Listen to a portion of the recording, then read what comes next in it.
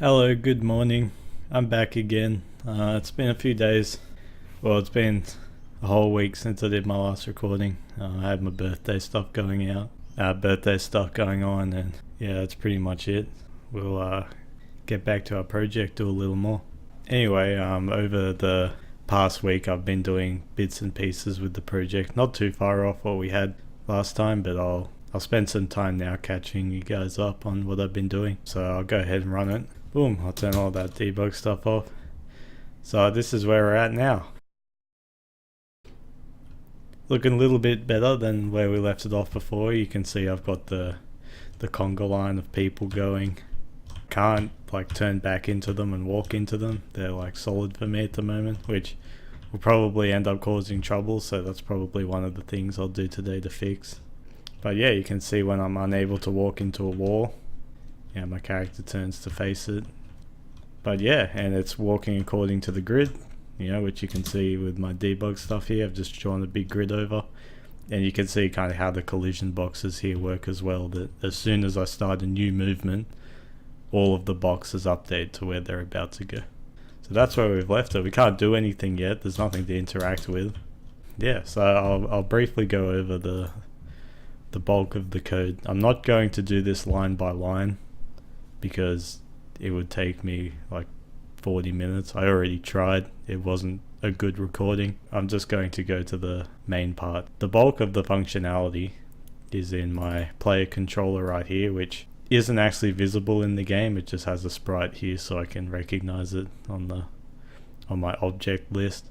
It's instantiated as a singleton, same as my object main and object main draw, where one instance is created as soon as the game starts, and then no more are created, and they remain globally.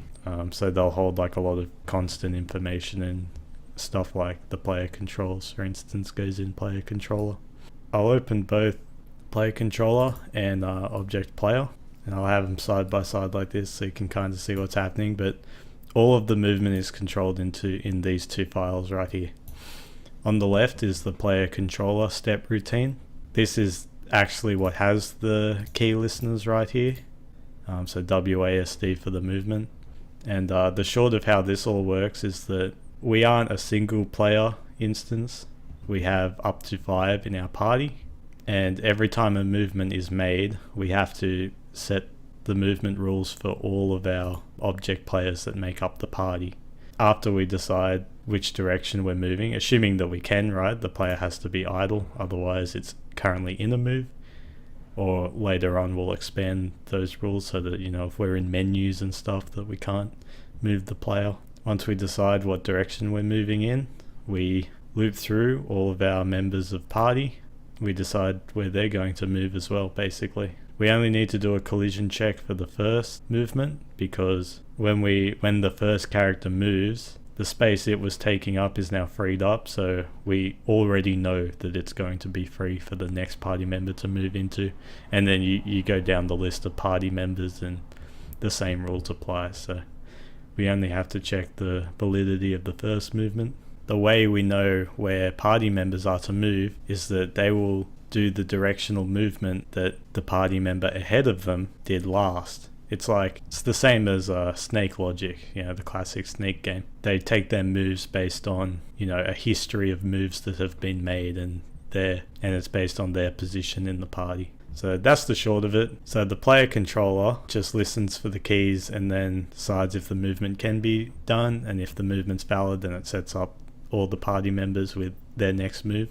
As for how the movements actually happen frame by frame is in the players themselves. You can see that if the current state is move, which it will only be if there's a valid movement, we lerp between where they are currently and their destination. Lerp, you can think of it as like a percentage of how complete the movement is, because we don't want the movement to be instant. We don't just want to set the new X and Y to be where we're going. It needs to be a percentage distance between where the coordinates started and where the coordinates are going, and then how fast we want our characters to move between those points we have a bit of control over.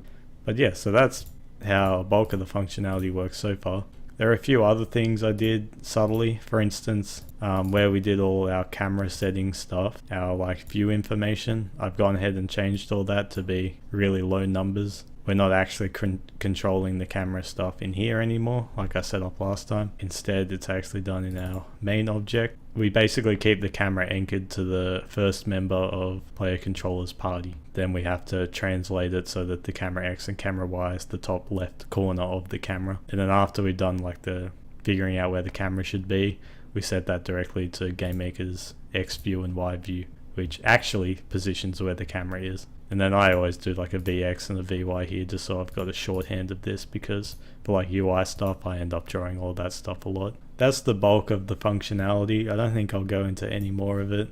Actually, I will talk about the map. You can see here this is the map before, but I've gone and placed all these blocks all over where the walls are. So these are actually walls that I've put on top of it. So with the movement, the collision check that happens is it, say we're inhabiting this spot right here. If I try to go right, it does a point collision check to this tile basically. Technically it's like the furthest top left because they're anchored in the top left, but it checks that and it does a collision check for object box. And if that fails, meaning that there is an object box there, then it asserts that the move can't be made. This is pretty much as simple as it gets. I've just manually whacked boxes over everything.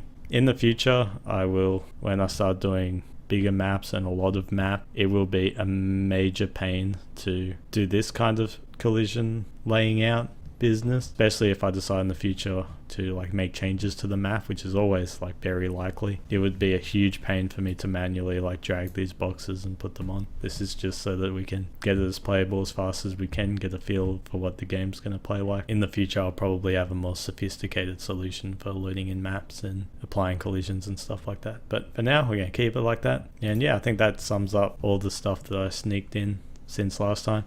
There were a few minor things like the big grid that I'm drawing just to help me. That was just to help me make sure the movements were right and the player was finishing in the middle of a grid square, but there's no real gameplay associated with that. There you guys, it's late night. Henez doing his rounds. This video was very long. This is why I've kind of got to be a bit more sparing with how technically detailed I get.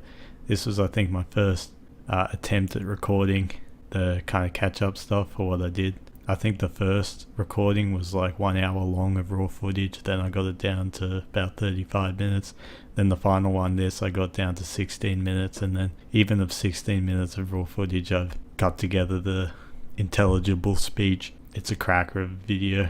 I think these videos would be too exhausting if they were all approaching 10 minutes, so I'm going to cut this one, make the rest of what I did into another video. Alright, good. Me out. Goodbye.